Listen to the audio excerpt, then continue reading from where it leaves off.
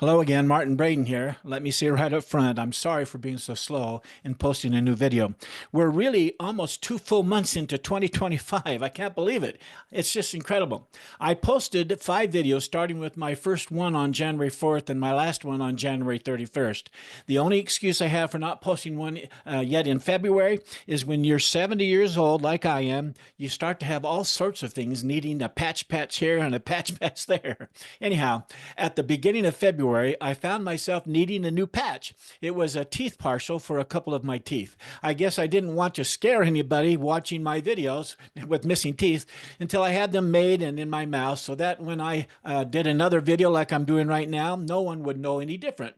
But sadly, they took far too much time getting it ready, and so I felt I needed to be honest and tell you why it's been so long since I posted a video. But just know that I haven't been letting any grass grow under my feet. While I was waiting for my partial to get done, I've been working on my audiobook I told you about a few videos ago. I've been doing the work of editing that is necessary so that the AI voice can record the audio files for An Atheist Illusion correctly. There's going to be at least 12 audio files in the audio series, and I hope to have them all done by the end of March if I'm lucky.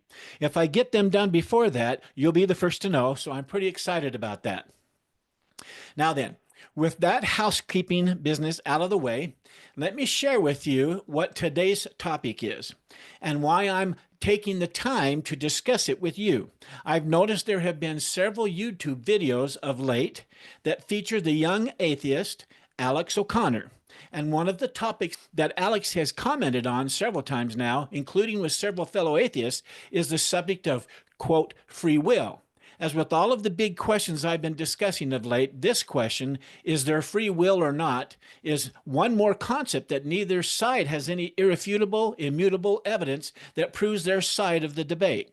But sides can only offer their personal opinion and perspective on it.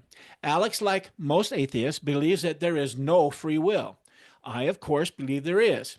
To me, this question of whether or not we have free will is very important. It's important because if there isn't free will, then there's absolutely no reason for any of us to exist. There's also no need for morality and no purpose for our lives. There's many more no reasons for us that I could list, but I will stop there. Simply put, there would simply be no reason for any of it. Period. Okay? But before I really get into this too deeply, I want to share with you what Alex says are his reasons for not believing in free will. After that, I will share my reasons why I believe there is absolutely free will. And so to help set the table for our discussion here, I want to first give a definition of free will. It's just the first one of many that I'll share with us as we go through this, okay? I found this first definition on definition.com, where it defines free will as, and I quote, the supposed power or capacity of humans to make decisions or perform actions independently of any prior event or state of the universe. Arguments for free will have been based on the subjective experience of freedom, on sentiments of guilt, on revealed religion, and the common assumption of individual moral responsibility that underlies the concepts of law, reward, punishment, and incentive. End quote. It did forget to include consequences in that definition, which I thought interesting. In this science of theology, the existence of free will must be reconciled with God's omniscience and benevolence, and with divine grace, which allegedly is necessary for any meritorious act to take place.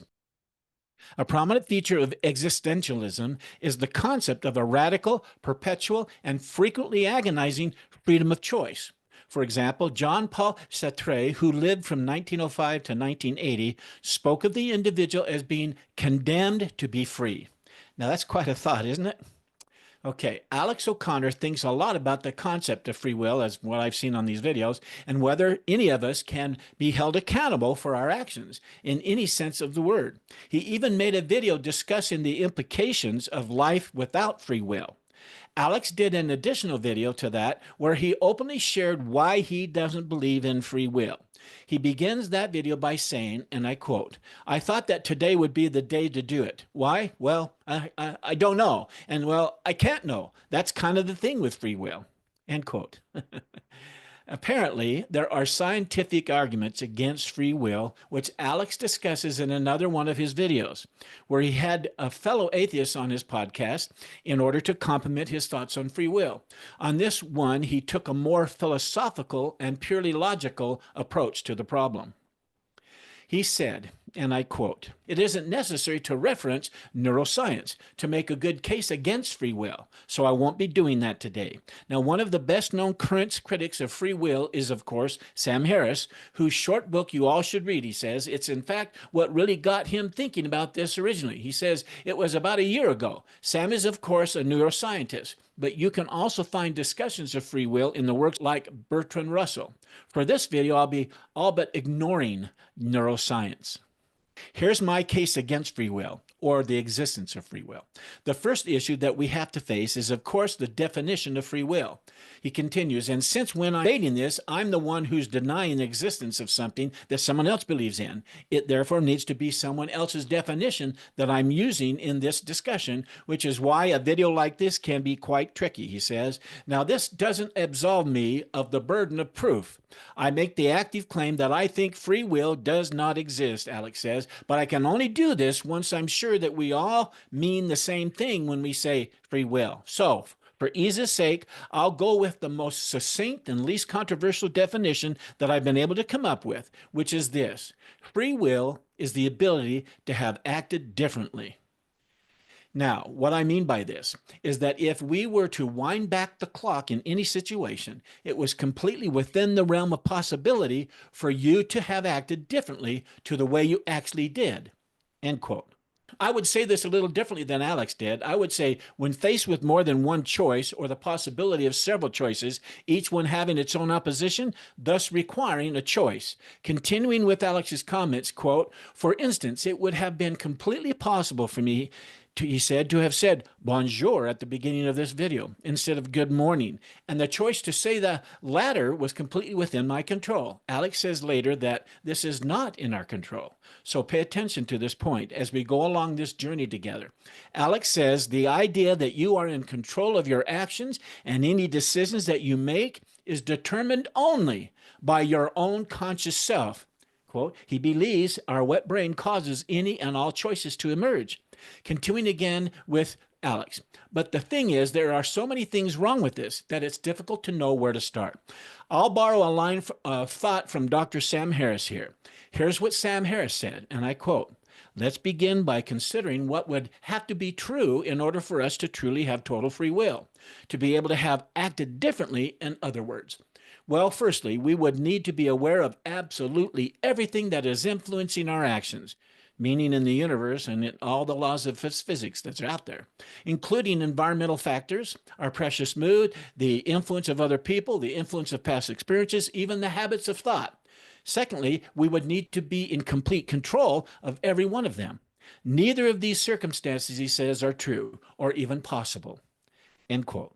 Well, I disagree with Sam's premise and what Alex is laying out here, but I will hold off until a little later in this discussion before I share why I disagree with what they say here. Continuing with Alex's comments now, quote, "Now, you might concede this, but not think it a problem. So, okay, you say, so I can't control all of the factors that led me to like the taste of ice cream, for example. But on a more mundane level, I'm still in complete control over whether I choose chocolate or vanilla, right?" Alex responds with an imaginary example saying, "Not so fast. Again, consider this most simple of choices, chocolate or vanilla. Or if it's easier, consider the last mundane choice that you made today, walking or driving this morning or going out or staying out at night and so on. Think about why you chose one or would choose one over the other. What would make you choose vanilla over chocolate?" Well, there is only one possible answer, which I'll elaborate on shortly. But to start with, I would need to want it more than chocolate. In order to choose vanilla, I'd need to want vanilla. But is this something I can control? Can I control what it is that I want? Alex says, not a chance. Alex continues, consider the fact that you presumably don't want to punch your mother in the face. Can you choose to want to do that? This isn't the same thing as choosing to do it. Could you choose to want to do it? No, no more than I could choose to want vanilla over chocolate. I just want chocolate more than vanilla. That's just a fact about myself that I can't change, he says. End of quote. A fact he can't change? Really? I covered this a little later in this video, so please hang tight with me for a little while. Here's Alex speaking again. But okay, let's go further, you say. Of course, I can't choose to want vanilla over chocolate when I really want chocolate. But what if I just decided, in the full knowledge that I prefer chocolate, to go for vanilla anyway, just for the sake of regaining my free will and nothing else? What then? Well, I'm afraid you'd still face the same problem, Alex says, the exact same problem. In fact, in order to do that, you'd need to want to regain your free will as you see it. Why is your desire to prove a point like this stronger than the desire to have the ice cream you prefer? It just is. And if it happened not to be, you'd still have chosen the ice cream that you preferred. The key takeaway of this philosophical dilemma is, quote, you cannot determine your wants, end quote. He says. Okay, here's Alex's bottom line. We cannot determine our wants, period. Keep this in mind as we go down this rabbit hole together. Alex continues, think of something you want. Now try not to want it. That's like saying, don't think of the color red. Think of something you don't want and then turn around and try to want it. It's not possible, end quote. Well, I believe it is possible, but it may not be done instantly. For example, I absolutely don't want to die today, right? But if faced with an emotional disaster, I most certainly can see myself telling myself it is the only thing to do if I was so burdened with fear and doubt. Let's go back to Alex's rationalizing his perspective. He said, quote, and even if it were, in order to change a don't want to a want, you'd need to want it. And vice versa. To change a want into a don't want, you'd need to want to not want. So again, you simply can't control what you want, end quote. True. Controlling what you want is not what is going on here, Alex. What is going on here, in Alex's example, is whether or not we can control our thoughts. But let's go ahead with the rest of Alex's commentary before we deeply dive into this dilemma. Quote, now that's one piece of the puzzle, and it may seem odd to leave it there, but just wait until we put all of them together. Okay, the next piece of the puzzle is to convince you of this fact. There are only two reasons, no more, in any circumstances for which you will ever purposely do anything. In fact, it's impossible for you to ever do anything for any reason other than one of these two. And those two reasons are, first, because you want to, or second, because you're forced to. And this is fundamentally important and worth really understanding and thinking about it. You will only ever do anything in your entire life because you either want to or you're forced to. That's it. No exceptions. And because of the fact that nobody seems to believe me on this point at first, I'll give you a common objection that I hear all the time. End quote. Let me interject here something that atheist Richard Dawkins said in his book, The God Delusion, that I think contradicts what Alex is trying to lay out here as truth. Richard says to those of us who are theists, and I quote, believing is not something you can decide to do as a matter of policy. Alex says there is no as a matter of policy or anything else for that matter that's behind believing something. It is either you wanting to do it or you are being forced to do it. Right? Richard continues, but it is not something that I can decide to do as an act of will, end quote. Isn't that interesting?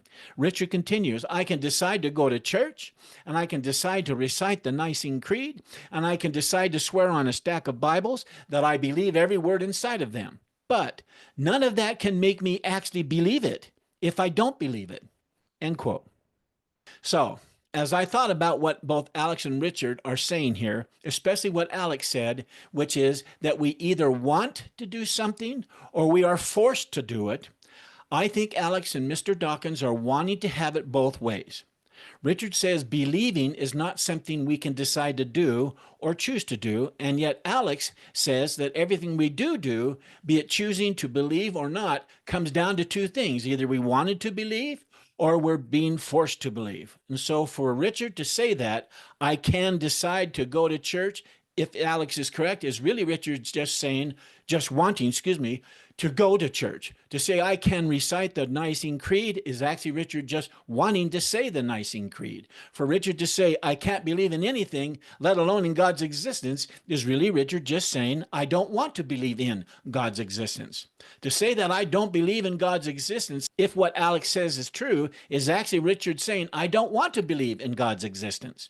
In other words, Alex is saying that anything we do or say, excluding exercising our belief in anything or not, boils down to us just wanting to do or wanting to say things. And even exercising our faith in God or not is based on wanting it. There's no such thing as choosing to exercise our free will, in other words. There's only our desire to, or wanting to do it, or to say it. Follow me so far? Alex continues his story, saying, in fact, I recently spoke to ex-NFL player Arian Foster about free will on his podcast. He played the devil's advocate by bringing up the following hypothetical. Consider exercise. Consider going to the gym. Most people don't want to go to the gym, but they do it anyway. Surely this is an example of someone doing something freely and not because they want to or because they're forced to. Well, Alex replies by saying, well, not really, because there has to be a reason for going to the gym. For most people, and for Arian, their reason for going to the gym is something like to stay healthier, to stay in shape, and to live longer, or whatever it may be. Then Alex says, listen to this, so we have to ask ourselves the same fundamental question again. Why is the desire to stay healthy stronger than the desire to go to the gym? Because it just is, he says, or maybe it isn't. And some people stay at home and eat junk food instead. For those people, the why for not going to the gym is the desire to sit around and eat junk food, it being stronger than the desire to be healthy. Again, it just is. End quote.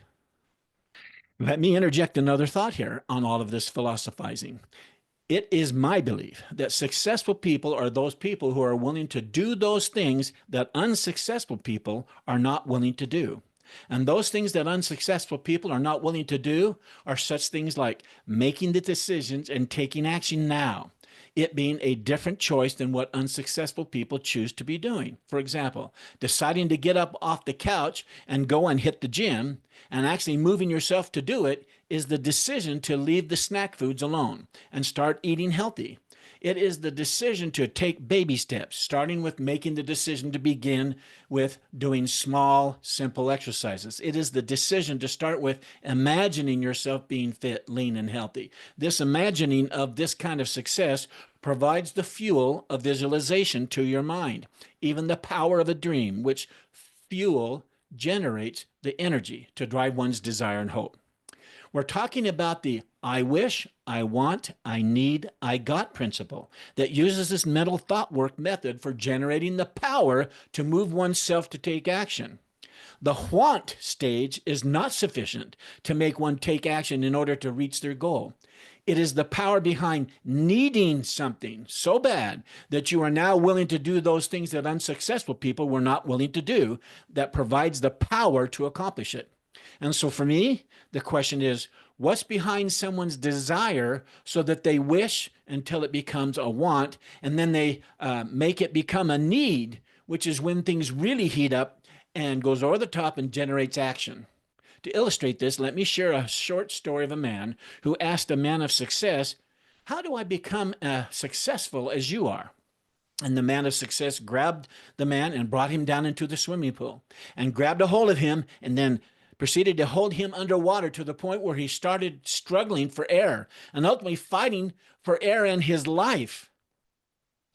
He finally let go of the man who popped up out of the water, and after he stopped coughing and finally got his breath again, he screamed at the man of success saying, "Why were you trying to drown me?" Well, the man of success simply said, when you need success like you needed that breath of air, you will achieve the success you desire. So for me, it doesn't come down to either a want or to force action to take place. It comes down to exercising one's desire until your choice has become a need. And the power within that need is so great that you're willing to do anything to get it and even fight for it with all the energy of your heart. One's need and not their want makes things happen. So what's behind this power that needing something badly generates? I would submit to you that it is the power of truth found in a dream of achieving success or for something else you need. And so, from my perspective, atheists like Alex O'Connor, Richard Dawkins, and others are just lazy about the principle of faith so that they don't and or are not willing to make the choice to believe. They do not desire the fruits of exercising faith badly enough. And yes, maybe it is a fact they don't want to believe also. And as I have said, it boils down to the fact that there is not enough irrefutable, inerrant, and immutable proof of evidence in either side's pile of evidence that proves God's existence or non-existence. And so we're all left with having to make the decision, or maybe to get to the point where we need to step out on faith and choose one side or the other and go to work growing our faith. Yes, there's enough evidence to give us a sense of the probability that something is true or false, but there's not sufficient evidence that removes the need for faith, nor will there ever be, such as Jesus revealing himself physically to us. And so for me, it starts with a desire to believe or to not believe. Either you need to believe or you don't. Let me share a few verses from the Book of Mormon that addresses this point quite beautifully. You don't even have to take it as scripture either, because it's just profound and intelligent comments that are stated here. It's found in the Book of Alma in chapter 32, starting with verse 21 and going through up to verse 40. Here's what it says. Be sure to listen carefully for the principle or law that makes faith real.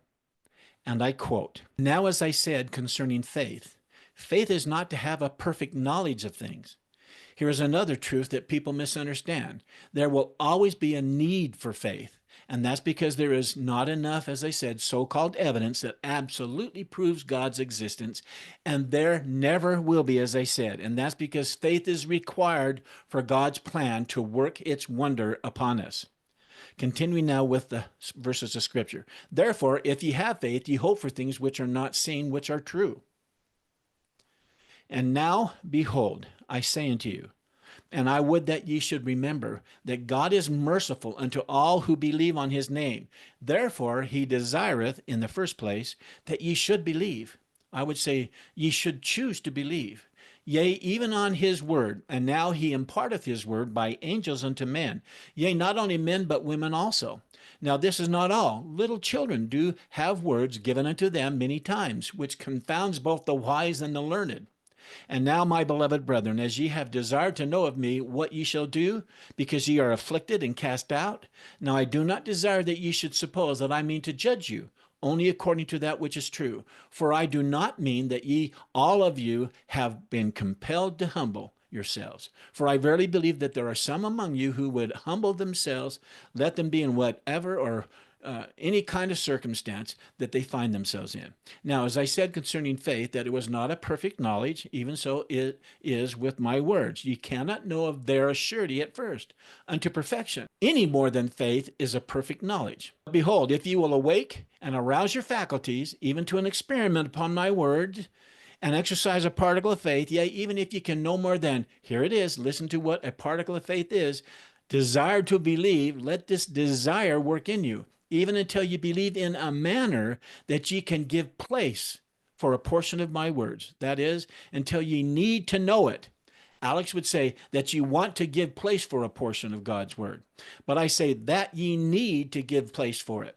Now, we will compare the word unto a seed. Now, if you give place that a seed may be planted in your heart, behold, if it be a true seed or a good seed, if ye do not cast it out by your unbelief or because you want to cast it out, that ye will resist the Spirit of the Lord, behold, it will begin to swell within your breasts. And when you feel these swelling motions, you will begin to say within yourselves, it must needs be that this is a good seed, or that the word is good, for it beginneth to enlarge my soul. Yea, it beginneth to enlighten my understanding.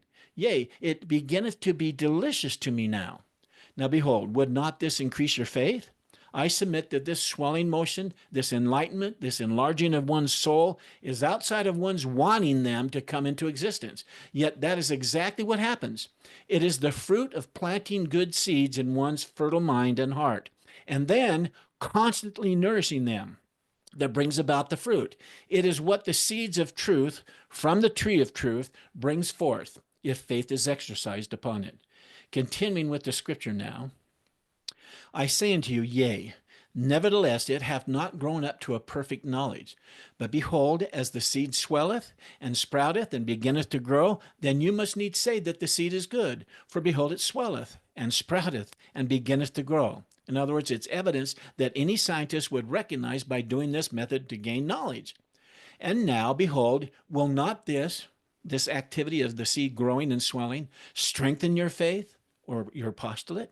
Yea, it will strengthen your faith, for ye will say, I know that this is a good seed, for behold, it sprouteth and beginneth to grow. And now, behold, are ye sure that it is a good seed? I say unto you, yea, for every seed bringeth forth unto its own likeness. This is how scientists work, and the results they hope for that comes from them having exercised faith in their postulate, such that they go ahead and do all the experiments to test it out. Continuing with the verses now. Therefore, if a seed groweth, it is good. But if it groweth not, behold, it is not good. Therefore it is cast away. And now behold, because ye have tried the experiment by planting the seed, and it swelleth and sprouteth and beginneth to grow, you must needs know that the seed is good. And now behold, is your knowledge perfect? Yea, your knowledge is perfect in that thing, and your faith is now dormant. This is like starting to push your little son or daughter who is learning how to ride their bike until they get going and you finally feel comfortable of letting them go so that their momentum carries them forward without your help. Your help is now dormant. Continuing with the scripture. And this because you know, for ye know that the word hath swelled your souls, and ye also know that it hath sprouted up, that your understanding doth begin to be enlightened, and your mind doth begin to expand. Oh, then is not this real? I say unto you, yea, because it is light. And whatsoever is light is good, because it is discernible. Therefore ye must know that it is good. And now behold, after ye have tasted this light, is your knowledge perfect? Behold, I say unto you, nay. Neither must ye lay aside your faith, for ye have only exercised your faith to plant the seed, that ye might try the experiment, to know if the seed was good. And behold, as the tree beginneth to grow, ye will say, let us nourish it with great care, just as the father was willing to do as he ran alongside the child as they tried to steady their riding and their turning and their stopping of their bike. Continuing now, that it may get root, that it may grow up and bring forth fruit unto us. And now behold, if ye nourish it with much care, it will get root and grow up and bring forth fruit. But if ye neglect the tree, and take no thought for its nourishment, behold, it will not get any root, and when the heat of the sun cometh and scorcheth it, because it hath not root, it will wither away, and ye pluck it up, and will cast it out. Now, this is not because the seed was not good, neither is it because the fruit thereof would not be desirable, but it is because your ground is barren, and ye will not nourish the tree. Therefore ye cannot have the fruit thereof. This is a perfect description of what happens if we choose to plant the seed of faith, even the small desire to believe one or the other side of the argument. We can turn our want into a need to choose to believe that there is a God by exercising faith and by acting on our desire to believe, or we can choose not to need to believe and therefore hold at bay any desire we may have from wanting to believe. Many don't want to, nor do they need to believe, and therefore they end up squashing any desire they may have growing inside their heart and mind in this and the past or otherwise. Continuing now with the last verse, which is verse 40, and I quote, and thus if you will not nourish the word, looking forward with an eye of faith to the fruit thereof, which is the result of needing to believe that it will come, so that they're willing to act, which will activate our desire to believe, ye can never pluck of the fruit of the tree of life. End quote. Alice continues saying, quote, again, remember, you can't control object or objects of your desires. In this case, is the fruit of the tree of life. He says it's these objects, that control you. End quote. That's interesting. So what I hear Alex saying here is that it's the fruit of the tree of life that's controlling us and not the other way around. He then says, quote, and if that doesn't unease you, repeat those words again to yourself until it does, end quote. So Even when you don't want to do something, but you do it anyway, such as you're wanting to view pornography or you're feeling the temptation to do so, you still then choose to push it away, or you click away from it and from viewing the pornographic content that popped up onto your screen while you were on Facebook, for example. The pushing away or clicking away from this pornography is only because of a stronger and equally uncontrollable desire or more powerful desire to do something that requires you to do it. I guess you could say that either you have a strong desire to follow Satan's temptations, which truly is a powerful pull on one's desires of the flesh, or you have an even stronger desire to follow God's spiritual promptings because of the pull that Jesus' love and approval has on you, because it is stronger than one's love of pleasure, visually or even physical pleasure. This dilemma, these two opposing pulls of one's desires, is just the reality of living here on this fallen world, having a mortal's experience. As Alex continues, a quote, "And so, in other words, all of your actions really are controlled by your wants." And I really mean this. This is what really convinced me of the non-existence of free will, end quote. Okay, I'm now going to break down a truth that I have fully and completely come to believe in myself. And it's quite different than what Alex just described. The truth is that all of our actions are really controlled by, listen up now, they are really controlled by our thoughts, be they in the form of wants, wishes, desires, or even our needs. You've heard me discuss this model in a past video titled, "To All Non- and Ex-Latter-day Saints, I Was Wrong." In it, I discussed a life coaching model called CT-FAR. This acronym stands for circumstances, thoughts, feelings, actions, and results. It's used by many people to help their clients overcome stress, fear, anger, anxiety, and a long list of varied life challenges. One life coach I really like, who I mentioned in that video, is a lovely woman whose name is Jody Moore. Jody contends, and I agree with her, that it all boils down to the fact that our thoughts, be they those that are just coming to us now or those that have been mapped into our neural pathways, they all add to our automaticity of action. It's much like the example of our arm that always goes to the buckle on our seatbelt, automatically going to grab the end of it to place it into the buckle as we're sitting down in our seat. After 21 or more days of buckling in, we finally establish the habit, the mental automaticity, so that we do it even without thinking about it anymore, or dare I say, without choosing to do it. We finally had or felt the need to do it, so we started doing it and stayed with it for nearly a month without missing doing that once. The truth is, it was once an action that we often avoided or chose not to do it, because of a variety of reasons, of course, not the least of which was because our minds was focusing on other things, and or we were lazy and weren't thinking about buckling up. But once we came close to having an accident, or our spouse finally nags us enough that we give in, so that our need for the nagging to stop overpowered our laziness of not thinking about it, and we finally decided to start doing it again, in the hope that it will become a habit, and we wouldn't have to think about making that darn choice on a daily basis anymore. Having a need is powerful. Having a need is powerful. Continuing now with Alex's proposition, where he says, and I quote, "If you aren't convinced that everything you do is either because you want to or because you're forced to, please just pause the video and really think about this. I promise that any example you can think of has a hidden want lying behind it," end quote. Alex, I took your suggestion and I did what you suggested. And what I just went through proved itself again. As I just said, the hidden want, the hidden something, is actually the power that comes from having a need strong enough that the power it brings to the table actually directs what we make our thoughts mean to us. What we make our thoughts mean to us. This driving force in us, each of us being agents to ourselves, the power generated by our need, is what drives us to take action versus other agents acting upon us, such as an effect agent. As agents, it's our choice to make the judgmental words expressed by an angry spouse speaking or acting against us mean that they're responsible for making us mad and causing us to get angry. That's what we usually do. The truth is, however, that once we realize that it is the thoughts we're making, those thoughts and comments mean to us, are producing the feeling of anger and defensiveness that we're feeling as a result. They are the cause of those feelings. And those feelings then produce the actions and our negative behaviors we're acting out.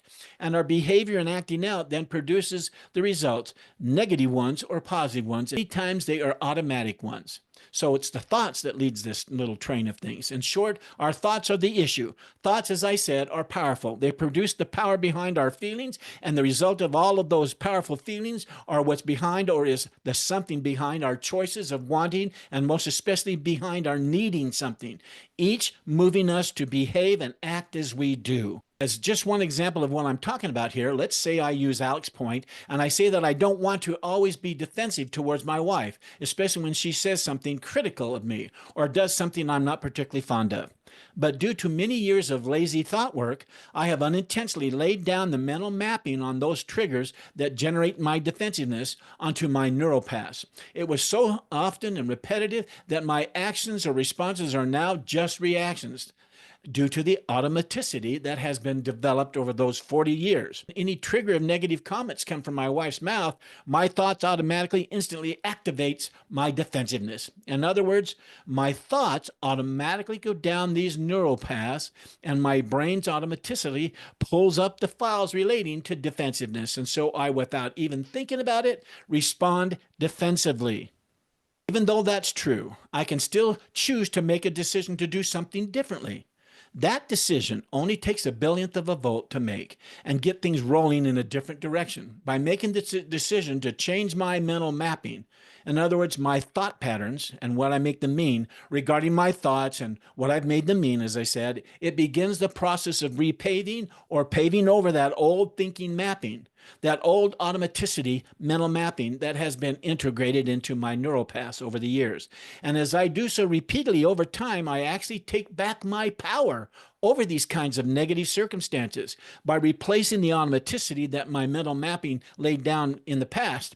As I repeatedly think and make my wife's words mean something entirely different than what I've made them mean before, I actually set off a chain reaction of thoughts, feelings, actions, and results. The final result is that I no longer am defensive, or at the least, I am not as defensive. And this is because the old automatic behavior diminishes as I take action to map down different thoughts about it. And over time, by choosing to take control of my thoughts and making them mean that I am now in charge of my circumstances, she's no longer to blame for my anger, so that my defensiveness or this sense of victimhood is no longer in charge. The truth is, I have the ability, even the response ability, to change my thoughts on this and any other circumstances, which behavior produces a very different result than the result I had before I made the decision to change my thoughts about it. With these new thoughts, my feelings become different, and those different feelings produce very different actions or behaviors in me, and those different actions and behaviors produce a very different result. And over time, with this kind of thought work being performed daily, it will produce brand new mental mapping that soon becomes laid down on or intertwined with my neural paths, my mental mapping, and very soon I will begin experiencing once again an automaticity of very different responses to my wife's words or actions. I hope you followed that. In short, I have taken control of my results. I have decided what results I needed to have by going back to my thoughts, and I started to work on those thoughts so that I thought about things differently. For I now knew that this kind of thought work would bring about the results I now needed. So this kind of thought work either is directed by my wet brain's unintended firing off, or it is directed by my inner self, my conscious, self-aware self, which is my spirit. Once again, God exists or he doesn't. If he does, I am right, and if he doesn't, then Alex and the rest of the atheists are right. Period. With that said, hopefully you can see that it is our thoughts and the power of right thinking that generates specific feelings, and is these specific feelings, even our desired or needed feelings, that move us to act and manifest certain behaviors that will automatically soon produce specific results. These feelings from our chosen thoughts, like I said, generate certain actions, and those actions result in the specific results we desired or needed. They become automatic, like I said. Therefore, the hidden power behind our needs, Alex, to me, is the power our thoughts and feelings generate. And we ourselves can, in fact, choose our thoughts. And choosing what we need those thoughts to mean to us is the key to our life's results. So, once again, we have to ask ourselves, as Alex suggests, what's truly behind our wanting something or behind our needing something? What is that something? That something is what we need to believe in. What we need to believe and have thought over and over is the power in us.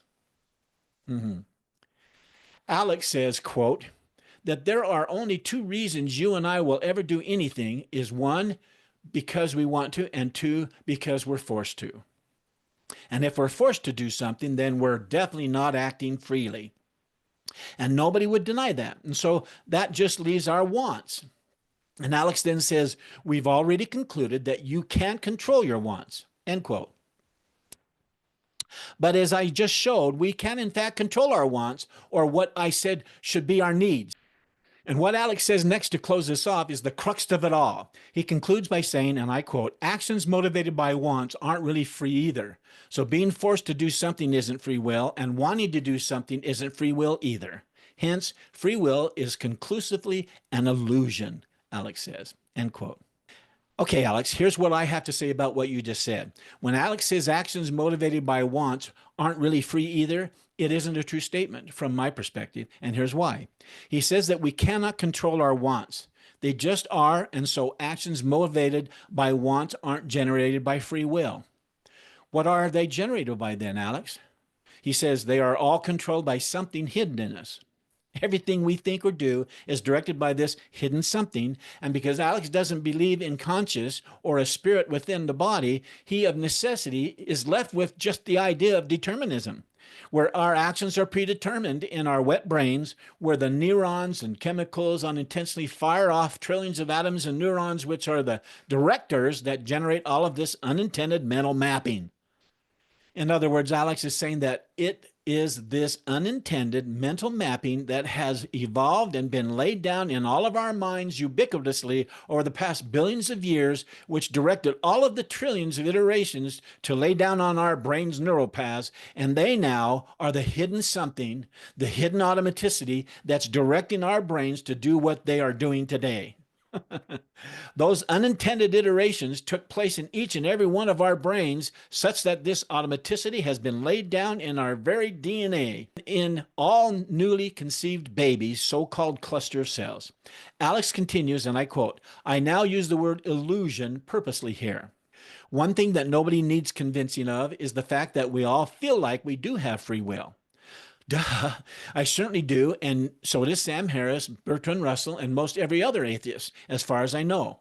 But then I suppose, so would an artificial intelligence that we've programmed to feel as though it does too. They've been programmed to feel as though they are in control. And what really is the difference between a mind made of silicone and one made of flesh in relation to liberty of thought?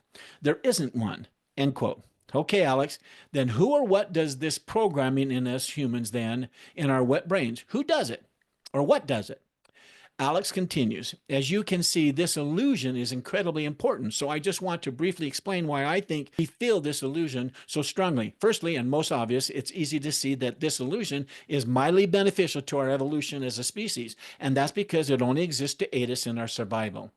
End quote. Once again, this is an assumption on Alex's part. Even though he wants to believe it, there are no fact-based, observable evidence that has and was recorded by someone who was doing a study over the past billions of years of this evolutionary process as support to Alex's statement or opinion. And yet millions of people have bought into it because they wanted to, or maybe even needed to. Alex continues, and I quote, I personally have a similar speculative view of the emergence of free will to my view on the emergence of consciousness as a whole. Alex uses the words emergence of here to mean by evolution and natural selection over billions of years, resulting in trillions of tiny iterations, bringing about this emergence. This view is opposite of the view that our consciousness in each of us is our spirits and their traits that God placed in us, meaning the divine in us from the get-go, is placed in us right at conception. The coming together of the father's sperm and the mother's egg at conception formed the beginning of a person. And so we each had all of the complexities of what makes us human and makes us uniquely our own individual, fully and beautifully made. Alex continues, and I quote, that said, this concept of the emergence of free will has become so complex and ingrained in our biology that we feel strangely apart from it and have developed the fortunate or unfortunate side effect of self-awareness, meaning our own individual self-aware consciousness, in other words. Depending on who you ask, but more than this, I think it's because there really is a difference between jumping and being pushed. That is, there is a difference in experience between being forced to do something and doing something because you want to. The example I'd use to explain this is, what if Sam jumped off the stage? That would be him acting as an agent, taking an act of volition, volition being the faculty or power of using one's will. It doesn't matter if it was predetermined by the universe or not. But alternatively, or alternately, I could throw him off the stage. And so the difference between those two events sums up everything that I think is valuable about this notion we call free will. And this is why I wanted to be precise in my definition of free will, Alex says, continuing. Because for many people, the first definition of free will that we think of is that it's the ability to do whatever we want. But I think this is actually misleading. The reason I think there's an experiential difference between jumping and being pushed is because if you're defining free will as the ability to do whatever you want, then you're exercising free will by jumping, but not by being pushed. So just think about that definition and ask yourself, what does it mean to do whatever you want? Remember, you can't control your wants. So by doing what you want, you're just acting in accordance with something that's out of your control. End of Alex's quote. Once again, when Alex says you can't control your wants and that there is something that is out of our control going on here, I would ask him, Alex, what's controlling our wants then? What's the directing force behind the thoughts that drives our feelings and the desires behind wanting something? The desire of wanting something that produces behaviors or actions and that brings about all of the results we experience, in other words? Alex continues, quote, to me, it's more accurate to say, rather than you can do whatever you want, you should say that you can only do what you want. You can do anything as long as it's this or it's that. As Alex says, the takeaway from my video, he says today, as I conclude this whole complicated and fearful affair, should be this, quote, yes, you can do whatever you want. You just can't choose what it is that you want. And where's the freedom in that? What I've said here will either convince you or it won't, and you don't get to decide on that, for after all, you have no choice. Then Alex concludes saying, so that's where I'll end this video for now. Why? I don't know. Why am I still talking? I don't know. Why will I stop when I eventually do stop? I don't know that either. I just will, but not freely. End of Alex's quotes and of his postulating. Okay, boy, oh boy. The bottom line for Alex's take on free will is that it simply boils down to we can only do what we want to do versus being able to do whatever we want, if I've understood him correctly. And it's certainly a possibility that I have misunderstood him. To me, this is a very subtle difference, and it only makes sense to me if you first understand, pay attention to this, if you first understand that Alex is coming from a worldview that says there is no God, and therefore there is no objective truth, no life after death, no consciousness or conscious, and no individual self that will live on after he or she dies. In other words, there's only the remains of our wet robotic shell, a shell with a wet brain that has been turned off so that it simply dries up and becomes the dust of the earth. And that's the end to all of us, a dirt pile. If this is true, then we live on only in the sense of the memories of those people who still are living and who knew us. And if all of the there's no such and such is true, I would agree with Alex completely. For I, like Alex, would automatically choose to not want to believe in God's existence. For as Alex said, you can't control your wants, and that's because there is something that is out of our control going on here. To want to believe or want not to believe is out of our control. The end. But on the other hand, If the opposite worldview is true, the theistic view, and there is a God, and there's a spirit inside each of us directing our wet brains firings off with the intended thoughts that are the result of our own mental mapping over our lifetime here on earth, they having directed hundreds of thousands of decisions, some of which are controlled by these God-infused bits of information that's in our DNA, such instructions directing the activity in our brains, then our spirit's mind is behind all of our decisions. And all that Alex and every other atheist who disbelieves in free will are the ones who are under an illusion. The idea that we do not control our self-aware thoughts or control the feelings we have when we control our thoughts, and that free will is just an illusion, all of it is false. This belief or postulate that our wet brains do not have free will is just an effort to eliminate the idea of God. The scriptures, however, teach that people are free to choose their actions, but they are not free to choose their consequences. President David O. McKay said back in 1962, quote, that free agency is God's greatest gift to man and that it's more to be treasured than any possession earth can give. He also said that it's an inalienable right. The Book of Mormon says that people are free to choose between liberty and eternal life or captivity and death. The theology of the LDS Church refers to this freedom of choice, this free will, as moral agency. It says that God gave this privilege to all of his spirit children before they were born. Each form of agency involves the privilege of choice. Joseph Smith was given a revelation regarding agency or free will. It is found in the Doctrine and Covenants, section 58, verse 28. Here's what it says. For the power is in them, wherein they are agents unto themselves. So as agents unto ourselves, we have the power to make our own choices, independent of any outside influences. And because the scriptures teach that we are free to choose, free to act, and free to do things of our own free will and choice, see 2 Nephi 2, verse 27, and 10 and 23, and D&C 58, 27, and so forth. We tend to use the term free agency, but this phrase free agency does not appear in the scriptures anywhere.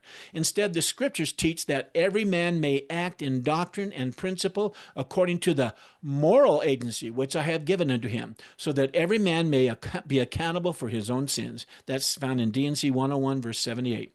Elder D. Todd Christofferson of the Quorum of the 12 Apostles has taught, and I quote, the word agency appears in scriptures either by itself or with the modifier moral. When we use the term moral agency, we're appropriately emphasizing the accountability that is an essential part of the divine gift of agency. We are moral beings and agents unto ourselves and free to choose, but also responsible for our choices. End quote. President Packer adds the following. Agency is defined in the scriptures as moral agency, which means we can choose between good and between evil. Alex would have us believe that we can't choose good or evil because we can't choose what it is that we want, and that want is supposedly already predetermined by our brains mapping from millions of years of iterations in its evolution. It is my belief that this God-given gift of moral agency means we are free to choose liberty and eternal life, and that freedom comes from and through the great mediator of all men, the Savior, or we can choose captivity and death according to the captivity and power of the devil. That's in 2 Nephi 2, verse 27. Now, as I've said before in several of my previous videos, Satan waged a war against this gift of moral agency during our premortal life and is still waging war against it here in mortality. It's obvious. Just open the eyes. This very topic we're discussing here, free will, is evidence of this truth. And because moral agency plays such an important role in God's plan of happiness, Satan continually seeks to destroy it. Having lost the war in heaven, Lucifer was expelled and cast down to earth for rebellion. There is a gigantic effort to try and destroy our freedom of choice, choice in government, choice in moral behavior, and every other social construct of choices that play out in societies today. The middle ground has been taken away, and the polarization is now at its max. Satan wants us to make choices that limit our freedom and lead us to bad habits and addictions, which then leaves us powerless to resist temptations, for he is the God of pleasure. The beauty of the gospel is that it makes us aware of our choices and their consequences. Using our moral agency, our free will in this way, it will bring us freedom and happiness. But it doesn't make sense to me if we in fact have a conscience, it being the light of Christ manifesting itself to the mind and the heart of our spirit personage, which is housed within our bodies. For we all know and experience our own self-awareness expressing itself within our wet brains. It makes no sense to me when you stop and seriously consider this theistic view that I've just described and the objects of our worship, the living God and his Son. To say that our self-awareness is just an illusion with no irrefutable proof or evidence is to be disingenuous. It's so obvious that there's more to this supposed robotic illusion-creating wet brain in our body. To say it is to imply that there is no operating system in each of us and that there's just automaticity created unintendedly over the billions of years of our thoughts and chemicals and energy firing off, not because of information. If they can even desire to want to believe that the universe could have been made out of nothing, but do so without being in control of that thought, I suppose it's likely that they can also want to believe that the laws of the universe, such as gravity and law of thermodynamics and thousands of other laws like them, just happened. By that I mean just happened to exist out of thin air and became self-evident laws on their own, meaning without a lawgiver. But of course, we all know because of the many laws that mankind has already discovered, there are in fact hundreds, if not thousands of laws directing the universe. With these laws in mind, my worldview suggests to me, and I would submit to any sound-minded person who is honest with themselves, that the existence of these laws naturally presupposes that there must be a lawgiver behind all of them. They didn't just pop up out of the nowhere. So having laid out my perspective on free will, you can see why I titled my book An Atheist Illusion. After having gone through this exercise of thinking through this theorem of free will, it may have been more accurate of me to have titled my book An Atheist Illusion. Why atheists are wrong about free will. You see, atheist scientists say that all human choices are predetermined by the laws of physics, and try to demonstrate this by stating that all interactions of matter, including all events that have and are taking place in the human brain, are sufficiently caused by previous events. It's the old cause and effect theory. They also say that if we knew enough about the laws that govern these interactions and the current state of the universe, as well as its future state, we would be able to exactly predict any future event. Oh, did you hear that? That's exactly what we theists say about God. It's why he can see the future. He knows all of these things that I just listed. And so I would ask these atheist scientists, does this mean that all human choices are therefore predetermined by the laws of physics alone? As I just shared, Alex believes that human freedom is illusory. Such a belief is incompatible with LDS beliefs and its definitions of genuine agency and responsibility. Praise and blame, accountability and judgment are truly meaningless unless humans are free. In 2 Nephi chapter 2, verses 11 through 16, it says, and I quote, "For it must needs be that there is an opposition in all things. If not so, righteousness could not be brought to pass, neither wickedness, neither holiness nor misery, neither good or bad. Wherefore all things must needs be a compound in one. Wherefore, if it should be one body, it must needs remain as dead, having no life, neither death, nor corruption, nor incorruption, happiness, nor misery. Wherefore it must needs have been created for a thing of naught. Wherefore there would have been no purpose in the end of its creation." Once again, the other end of the stick is what I'm talking about here. Wherefore this thing, no free will, no opposition in all things, must needs destroy the wisdom of God and his eternal purposes, and also the power and the mercy and the justice of God. In other words, it would remove any consequences. Continuing with the verses, it says, "And if ye shall say there is no law, ye shall also say there is no sin." Hear that, Alex? If ye shall say there is no sin, ye shall also say there is no righteousness. And if there be no righteousness, there be no happiness. And if there be no righteousness nor happiness, there be no punishment nor misery. No end of the stick, in other words, which is ridiculous. We know there's always another end at that stick, okay? And if these things are not, then there is no God. And if there is no God, we are not. Neither the earth, for there could have been no creation of things, neither to act on nor to be acted upon. Wherefore, all things must have vanished away. This is basically saying that then this would end up being an illusion. And now, my sons, I speak unto you these things for your profit and learning, for there is a God, And he hath created all things, both the heavens and the earth, and all things that in them are, both things to act on and things to be acted upon, and to bring about his eternal purposes in the end of man, after he had created our first parents and the beasts of the field and the fowls of the air, and then find all things which are created, it must needs be that there was an opposition, even the forbidden fruit, in opposition to the tree of life, the one being sweet and the other being bitter. Wherefore the Lord God gave unto man that he should act for himself. Wherefore man could not act for himself, save it should be that he was enticed by the one or the other. End of these verses. Wasn't that marvelous? Thus, in LDS theology, there is no spirit-matter dichotomy, because the Lord taught Joseph Smith that spirit is matter, though less easily detected by mortal eyes. And so, if a spiritual experience or a thought is generated within our spirit's mind, if it is to have an effect upon a mortal being, it would not be surprising to find detectable physical changes in the gross non-spiritual matter, which we can and should study. You won't detect the actor necessarily, the spirit matter, but you might expect to see the effect of the action on the body matter. That's a great quote. So, the real question relative to free will involves the nature of physical and spiritual laws. Are they deterministic or indeterministic?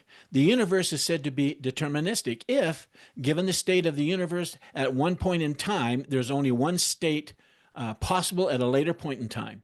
This is what Dan Dennett believes, who's another atheist. The Indian worldview was deterministic. This worldview concluded, or guessed once again, that given the present positions, velocity, and other properties of every bit of matter, field, and we would add spirit, and I would include the laws of physics that are at play too, the future values of these variables are completely specified. Thus, the orbits of the planets, the weather, the rise and fall of nations, or the outcome of every love affair is already determined based on the current state of the universe. It is hard to see how free agency then, or free will, can exist in such an environment. The alternative to a deterministic universe is a universe in which, given the state of the universe at one point in time, more than one state is possible at a later point in time. Just think of quantum theory, for example. We call such a universe indeterministic. Since the early 20th century, it has been clear that the fundamental laws of the universe are quantum mechanical in nature. Quantum mechanical in nature means that a phenomenon or system behaves according to the principles of quantum mechanics, which describes the behavior of matter at the atomic and subatomic levels, where particles exhibit wave-like properties and can exist in multiple states simultaneously. In quantum mechanics, the present state of the universe may precisely determine a probability distribution, but ultimately, the future state of the universe will involve a random selection from among the allowed possibilities. Sounds a little bit of mumbo jumbo to me, but I understand what it's saying. The future is always partially uncertain, in other words. This is the majority view of the interpretation of quantum theory, but it is not the only view. The scientific evidence for quantum mechanics is sometimes said to show that determinism is false. Quantum theory is indeed very well confirmed. However, there is nothing approaching a consensus on how to interpret it, on what it shows us with respect to how things are in the world. Indeterministic as well as deterministic interpretations have been developed, but it is far from clear whether any of the existing interpretations are correct. It's all guesses. So you might ask, does quantum mechanics do anything to help the situation relative to free agency or free will?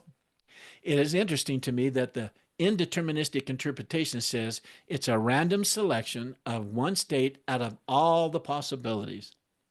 Since the ultimate selection process is random, it is no different than the process of flipping a coin. The quantum worldview, with each decision being a slave to outcome of a coin toss, which to me seems less conducive to free will than does the deterministic worldview, Dennett says. So with that said, let me interject one more possible definition of free will, Dennett says.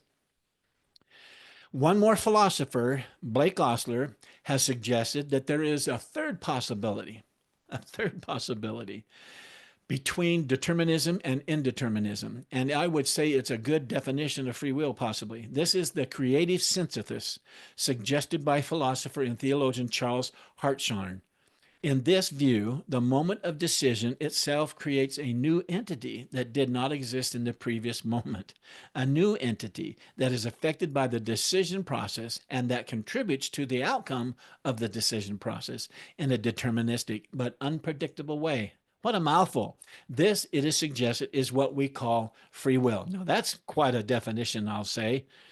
On the other hand, a Mormon physicist, Ronald Hellings, has argued that Hartshorne's description of creative synthesis sounds suspiciously like a simple, nonlinear process, a completely deterministic thing that engineers and scientists encounter and solve all the time. In Helling's view, free agency or free will should be thought of as, quote, the name for the deterministic causes that arise inside an individual's uncreated intelligence. Determinism is required, according to Hellings, in order to allow those causes to truly make the decision for you and not have it stolen away at the last moment by, quote, a random flip of an electronic coin in someone's wet brain. Oh, man. Philosopher and new atheist Daniel Dennett, again, considered to be a member of the group of new atheists called the Four Horsemen, says that the opposite of free will is determinism. He defines determinism by saying the philosophical view that all events in the universe, including human decisions and actions, are causally inevitable, such that all of our decisions are ultimately determined by causes external to the will. In other words, determinism implies that the individual human being has no free will and therefore cannot be held morally responsible for their actions, end quote. As I understand free will, to me, it means that mankind generally has more than one action possible to him. In other words, multiple choices are available to each of us, and we are therefore agents who can act upon them versus some other thing acting upon us, making us do what we do without us even agreeing to it. Choice versus force. The fact that there is more than one choice to all action, opposition, all things, it says to me that there is an external fixed law at work here. I just mentioned it. And because of this law being at play, it also suggests that there are opposites to every one of these choices. In other words, like I said, there is opposition in all things, which is what the scriptures I just read to you said. It's showing that each choice's results, directly or indirectly, are attached to or affixed to these results. The other end of the stick, in other words. What I mean by this is that when you pick up one end of the stick here, you automatically pick up the other end of the stick, which is its consequences. And in that way, I suppose we don't have a choice. There's always a result, an effect, an end of the stick. Like I said, it's the end of that stick choice, whether we knew it about it or even considered if there was an end of the stick in the first place called consequences. Adam and Eve had the choice to partake of the fruit of the tree of the knowledge of good and evil or not. Their brains had not billions of years to be mapped and that were mapped down automatically and laid down on their neural paths over those billions of years. They were told that they were forbidden to partake of fruit, meaning that they were to deny themselves of partaking of the fruit of the tree of the knowledge of good and evil, which would result in them having the experience of gaining new knowledge as well as the change called physical death within that day, which God said would be in the day that thou partake of it. Please keep in mind that days back then were like unto 1,000 years, the scriptures say. And so Adam lived to be 940 years old. Thus, he died before the 1,000-year day was finished. This confirmed God's warning. The other end of the stick that Adam picked up, the choice he had and that Eve made, ended up confirming God's commandment. Didn't break him. It confirmed God's commandment and warning. Man is often free to choose between several alternatives, all of which are possible. However, the argument lies in the idea that this choice between these possibilities either activates the law of opposition and puts it in play, or something else is putting it into play. Something, according to Alex, is the cause and effect leading up to it. Either our choices are directly or indirectly under our control, so that our actions, directly or indirectly, are the result or fruit of our choices. That something, according to Alex, is the cause and effects leading up to it. Either our choices are directly or indirectly under our control, so that our actions, directly or indirectly, are the result or fruit of our choices. And it is those resulting actions and behaviors that will, in fact, produce the other end of the stick, the so-called picked up, be it a good stick or a bad stick. We have absolute control of these possible choices, even the possibility of not choosing to pick up any particular stick or choosing from these possibilities is absolutely not under our control. And that's because, as the atheists believe, there's something else besides free will directing our actions and choices. Atheists like Alex believe this something else, as I said, is the principle of cause and effect going on in our wet brains, where this principle, ends up producing the activity of the chemicals and neurons mixing and firing off in our wet brains unintentionally, of course. In other words, with no intended reason or purpose other than survival. Even its continuous activity is due to the state of natural selection working in the cells, making its infinitesimally small changes in our thoughts that direct our body's functions by way of cause and effect.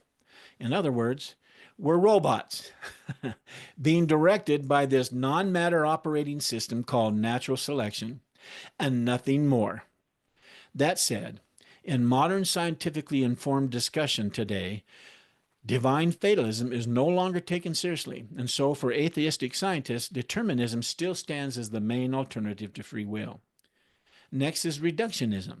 This is the idea that human beings are complex systems of these physical particles and that causal law completely determine the actions of the system, and so we're being called systems now. For Dennett, the significance of free will is that it is the basis of morality and moral responsibility only, and of engaging in moral judgment and holding people responsible for their actions. In other words, free will is man-made and is used as a tool to control people. End quote. By now, light bulbs should have been firing off in your head and telling you that the belief in God and his moral code for how we should live is truly under attack here. If there is no God in existence, then of course there is no objective moral code or set of laws that we must keep. But I say God lives, and this therefore is an effort by godless men and women who absolutely want to remove this basis of morality and moral responsibility from the equation, as well as remove engaging in moral judgment and holding people responsible for their actions, so that there are no consequences for such action. Dennett suggests that calling an action freely chosen should not mean that the person had some other possible alternative action, meaning therefore there's no opposition in all things involved in Dennett's conception of free will, nor is it in any atheist view. It also implies that for Dennett, there is no other end of the stick, as I said, involved here, meaning one's free will choices has no consequences. So I would ask Dennett, are we justified in holding a person morally responsible for their actions then? If not, then by what principle do we hold a person responsible for their actions? From my perspective, the fundamental reason for accepting free will as real is that it is self-evident, a directly perceived fact about our own thinking and actions. I suggest that you can directly perceive that the amount of mental effort that both Alex and Daniel Dennett spend on considering and trying to understand what free will is, and then whether they agree with me or not, is under their own control. This same is true every time any one of us is engaged in any thought process regarding any difficult or complex question. Ignoring the introspective observation of choice, in other words, seeing that there is in fact opposition in all things, atheists try to make its reality depend on our need for morality, and that God's laws are behind it. Dennett assumes that causality is a relation between events, the motions of atoms or ions, at one moment, causing their motions at the next moment, the firing off of a nerve in the brain, a mental but physical activity, causing a muscle to contract, another physical activity. I asked Mr. Dennett, are you saying that there is not information directing the programming that's driving these atoms, ions, neurons, and chemicals to fire off, which then causes the reaction or effect of the leg moving? In all of this discussions of causality, Dennett discusses it as a relation between events, analyzing causality. To Dennett, it requires analyzing precisely when one event can be said to be the cause of another event. He states that, quote, he finds the ordinary concept of causality informal, vague, often self-contradictory, and hard to analyze precisely, but it never occurs to him that this seeming difficulty is the result of an attempt to treat causality as the wrong kind of relationship. Another alternative view is that, quote, causality is a relationship not between one event or another, but between an entity and its action. In other words, it's the way a thing acts, including the way it reacts to the actions of another entity. This alternative view is just a function of its nature, end quote. To me, this sounds exactly like what the Lord told Joseph Smith about becoming agents unto ourselves, where we act on something or we are acted upon by something. While it is often convenient to refer to some actions as the cause of a subsequent action, cause and effect, such usage is derivative. Primarily, an action's cause is the nature of the acting entity or agent. For example, the motions of atoms or ions are caused by their mass, their electric charge, etc., which determines how the forces operating on them affect their movement. If the nature of these entities were different, then they would act differently in response to the same external forces. In this case of living things whose actions are self-generated, i.e. the action's direction and energy come from sources internal to the acting entity, entity causality or causation becomes agent causation. The contraction of the muscle is caused by the nature of the animal's muscular and nervous systems, in other words. This is true, but it doesn't include the fact that it is a mind in the wet brain, the mind being part of the spirit that is the operating system, causing or directing all of these activities, all of these cause and effects. This understanding of causality makes it impossible to see how human agents, whose nature includes the ability to weigh alternative courses of action and deliberate about them, and consequently the capacity for genuine choice, can act in accordance with causality, not in any way in contradiction to it.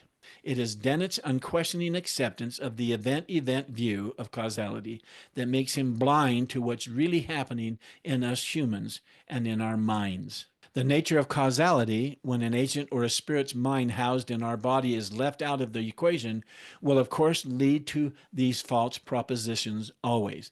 Dennett says that the best attempt so far to defend free will against determinism, as it's described in Robert Kane's book, The Significance of Free Will, is that free will is relevant to action in those cases in which a person has to choose between two contradictory courses of action, contraries in other words, and has strong reasons for both. It simply comes down to the event-event view of causality versus the agent choosing view of causality. End quote of all that Dennett was saying here. Dennett and Alex would have you remember the story of Dumbo, the elephant, who was able to fly, but to boost his confidence, he needed to believe that his ability depended on a magic feather. As you know, a crow tries to tell Dumbo the truth, which is that the feather is not really magic. Dennett, like the crow, is simply saying that if you have any objections to what I'm saying here about free will, it can't be because you've found any problems with my reasoning or evidence. It can only be because you're afraid of learning the truth, and because you're worried that, like Dumbo, you can function only by clinging to illusions. And so, this being true, which it isn't, I will regard you as a grown-up only if you accept everything I say. End of story, and end of Dennett's quotes. My goodness. With all of that said, what we have from these atheists is a philosophical guess. And in my opinion, they're simply bad ideas, especially materialism and determinism.